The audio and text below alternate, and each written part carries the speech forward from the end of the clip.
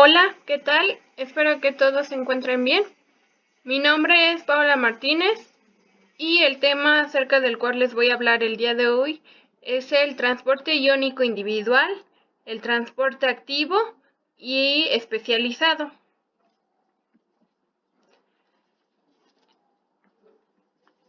Comenzaremos explicando qué es un canal iónico. Son complejos proteicos llenos de poros acuosos, los cuales dejan pasar a los iones, haciendo que fluya de un lado a otro de la membrana celular. Estos canales están presentes en todas las células, de las cuales son un componente especial. Cada célula está rodeada de una membrana que la separa del ambiente exterior. Su estructura de bicapa lipídica no es fácilmente permeable a moléculas polares, como los aminoácidos o los iones. Por eso, es necesario transportar estas sustancias hacia adentro y hacia fuera de la célula mediante proteínas de membrana, como bombas, transportadores y canales iónicos. Los canales están formados por una o varias proteínas distintas llamadas subunidades, de las cuales mencionamos alfa, gamma, beta, entre otras. Cuando varias de estas se juntan, crean una estructura circular en cuyo centro hay un agujero o poro, el cual permite el paso de los iones. Aquí, tal y como vemos en la imagen, se abre un canal por el que pueden entrar moléculas de la parte extracelular a la intracelular. Pueden entrar tanto de manera intracelular a extracelular como de manera extracelular a intracelular. Ahora bien, hablaremos de las características de estos canales iónicos. Al contrario de las proteínas transportadoras, los canales proteicos forman simplemente poros abiertos de la membrana, permitiendo a moléculas de tamaño y carga apropiada pasar libremente a través de la bicapa lipídica. Un grupo de estas son la porina, que permite libre paso de iones y pequeñas moléculas polares a través de la membrana exterior de bacterias. La membrana plasmática de muchas células también contienen canales proteicos de agua, que permiten a las moléculas de agua cruzar la membrana mucho más rápido de lo que pueden difundir a través de la bicapa fosfolipídica. Sin embargo, los canales proteicos mejor caracterizados son los canales iónicos,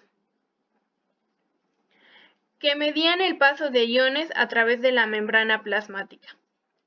Aunque dichos canales se encuentran en la membrana de todas las células, se han estudiado especialmente en el nervio y en el músculo, donde su apertura y cierre son responsables de la transmisión de señales eléctricas. También existen propiedades para estos canales iónicos, las cuales son tres. El transporte de iones de estos canales es extremadamente rápido. Más de 1 millón de iones por segundo pueden fluir a través de ellos. Son altamente selectivos a un tipo de ion. En algunos casos, su apertura y cierre puede encontrarse regulada en respuesta a estímulos específicos.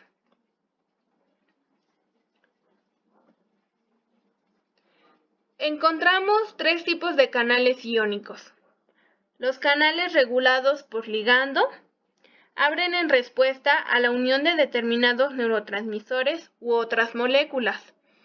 Los regulados por voltaje abren en respuesta a cambios en el potencial eléctrico a través de la membrana plasmática.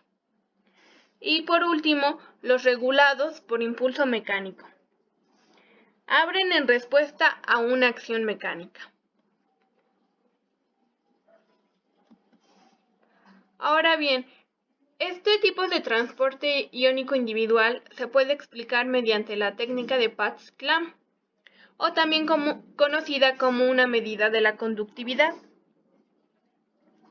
A través de un canal individual ha permitido investigar la apertura, cierre y conductancia de iones en canales iónicos individuales, es decir, de una proteína de membrana plasmática individual. En sí, es un artilugio que permite mantener constante el voltaje a través de la membrana y medir el flujo de corriente. En general, la membrana se despolariza e hiperpolariza eléctricamente, mientras se mantiene a un potencial determinado. El movimiento de iones hacia adentro o fuera, cruzando la membrana, puede ser cuantificada a partir de balances con la entrada de un electrón en el citosol a través de un electrodo que se ha colocado en él. Tenemos esta fórmula en donde G es igual a la conductividad, I es a la intensidad de corriente, entre el restante de potencial al que se fija la membrana menos el potencial de reversión. La técnica de Patz-Clamp puede utilizarse de formas diferentes, proporcionando distintos tipos de información. Ahora bien, pasaremos al transporte activo. Daremos una breve introducción. Para esto primero hay que mencionar el transporte pasivo. Esta es una estrategia para el movimiento de moléculas dentro o fuera de una célula. Es barato, lo que quiere referirse a que no necesita un gasto de energía. Es fácil y todo lo que la célula debe hacer es quedarse allí y dejar que las moléculas se difundan a su interior. Pero esto no funciona siempre así. Pondremos un ejemplo. Supongamos que el azúcar está más concentrada dentro de una célula que por fuera.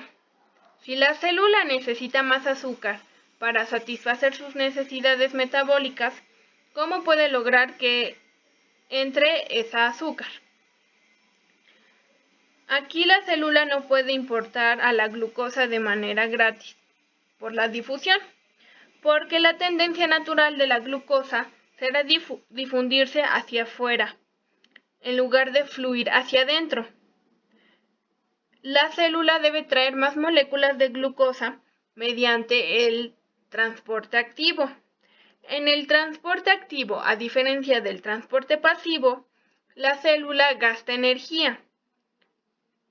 Lo común es en forma de ATP, logrando así mover una sustancia contra su gradiente de concentración.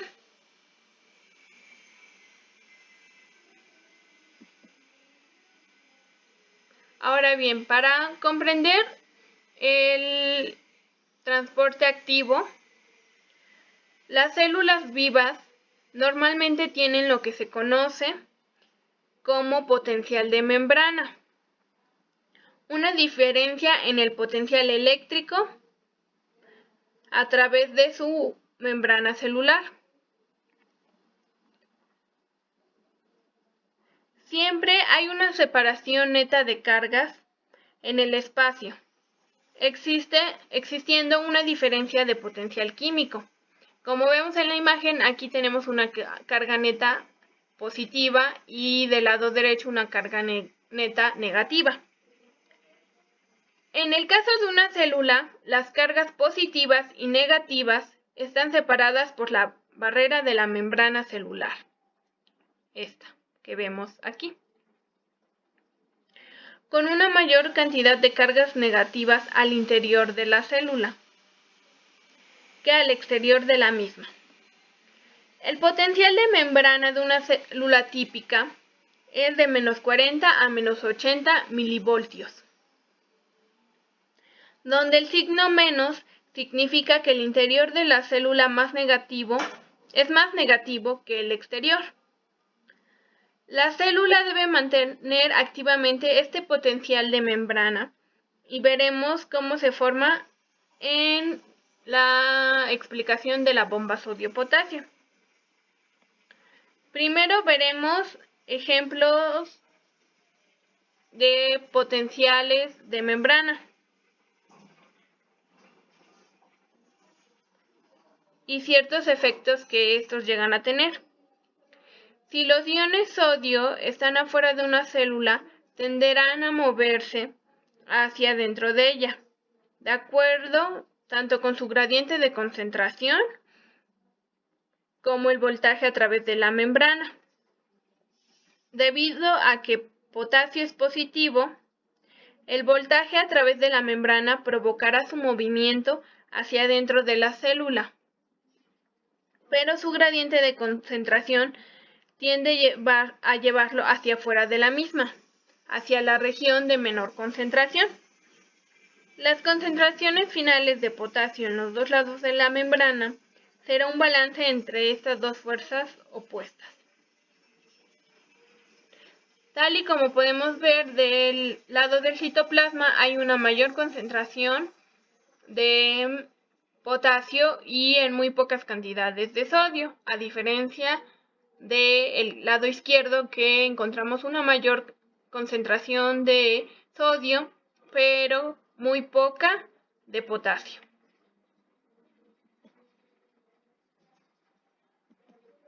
Ahora bien, hablaremos del transporte activo primario.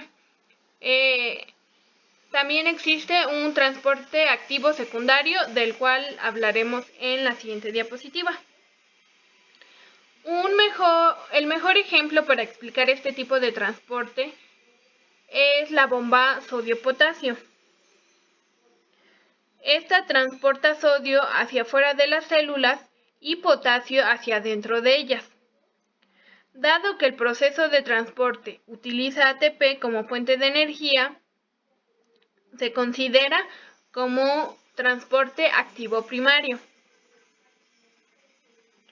La bomba sodio-potasio no solo mantiene las concentraciones correctas de sodio y potasio en las células vivas, sino que también desempeña una función importante en la generación de voltaje a través de la membrana celular en las células animales.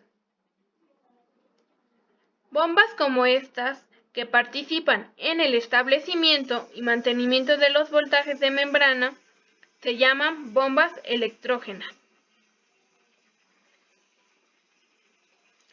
Explicaremos cómo se lleva a cabo la bomba sodio-potasio. En su forma inicial, la bomba está abierta hacia el interior de la célula. En esta forma, realmente tiene una alta afinidad a los iones sodio y tomará hasta 3 de ellos. Cuando se unen los iones sodio, hacen que la bomba hidrolice o degrade ATP. Un grupo fosfato del ATP se une a la bomba, es decir, la fosforila. En el proceso se libera ADP como producto secundario. La fosforilación hace que la bomba cambie de forma, reorientándose a sí misma de manera que abre hacia el espacio extracelular. En esta conformación, a la bomba ya no le gusta unirse con iones sodio, tiene una baja afinidad por ellos, por lo que los 3 iones sodio que estaban en un comienzo van a ser liberados.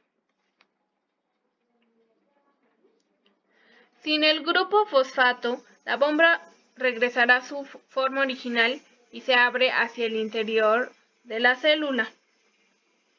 En su forma orientada hacia el interior, la bomba pierde interés en los iones potasio. Como podemos ver, primero vuelven a entrar iones potasio y posteriormente, al quitarle el grupo fosfato, pierde la afinidad por estos y los libera los iones de potasio en el citoplasma. La bomba está nuevamente como en el paso 1 y el ciclo vuelve a comenzar nuevamente.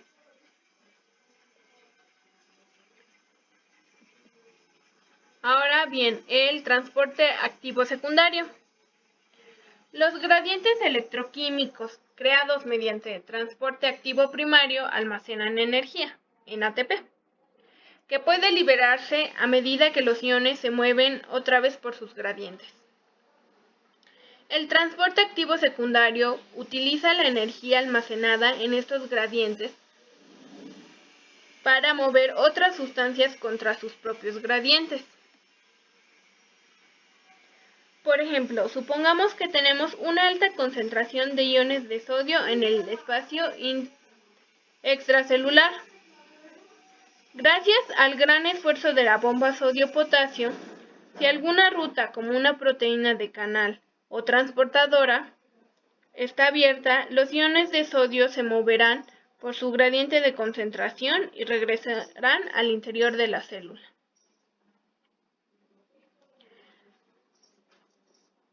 En el transporte activo secundario, el movimiento de iones de sodio a favor de su gradiente se acopla al transporte de otras sustancias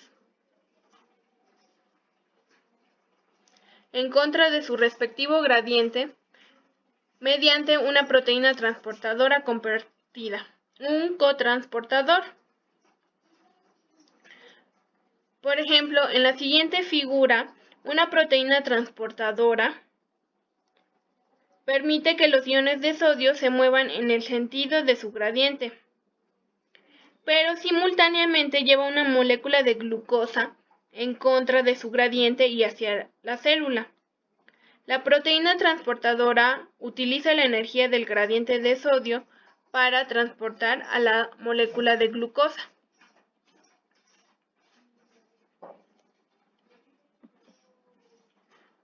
En el transporte activo secundario, las dos moléculas transportadoras pueden moverse en la misma dirección, es decir, hacia la célula, o en direcciones opuestas, es decir, una hacia adentro y otra hacia afuera. Cuando se mueven en la misma dirección, la proteína que transporta se le llama simportador, y si se mueven en direcciones opuestas se llama antiportador.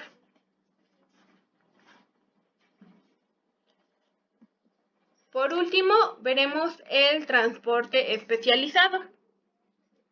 Este requiere de una proteína transportadora de la membrana. Esta se fija a la molécula para así formar un complejo que pueda atravesar la membrana y de esta forma alcanzar el lado opuesto para proceder al desdoblamiento y liberación del sustrato, difundiendo su transportador hacia atrás hasta alcanzar el punto de partida y así unirse nuevamente a otra molécula de sustrato. Usualmente estos procesos forman y descomponen al complejo. Estas son catalizadas por enzimas, por lo que el paso de la sustancia es sumamente rápido.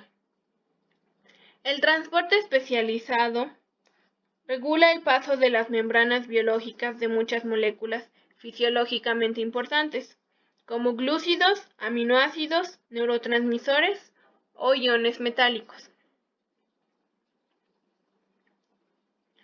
Por último, las aplicaciones.